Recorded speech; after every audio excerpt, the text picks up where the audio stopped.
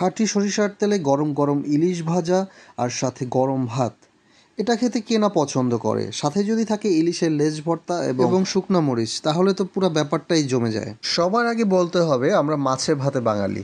আরও স্পেসিফিক করে যদি আমরা বলি তাহলে ইলিশে ভাতে বাঙালি বললেও কিন্তু সেটা ভুল হবে না, কারণ আমরা বাঙালি যারা আছি তারা পৃথিবীর যে প্রান্তেই থাকি, বাংলাদেশে ইলিশের যে স্বাদ এটা কিন্তু আমরা কখনোই ভুলতে পারি না। আর ভাজা ইলিশের সাথে ইলিশের তেল, অর্থাৎ যেই তেল দিয়ে ইলিশটা ভাজা হয়েছে সেই তেলের কিন্তু কোনো বিকল্প নাই। ওইটার টেস্টের কথা বলতে গেলে আসলে এটা বলে শেষ করা যাবে না যে কতটা সুস্বাদু হয়, এবং আপনারা সবাই কিন্তু সে ব্যাপারে জানেন। তবে হ্যাঁ, তেলটা হতে হবে অবশ্যই খাঁটি তেল এবং সরিষার তেল, তাহলেই আসল টেস্টটা পাওয়া যাবে।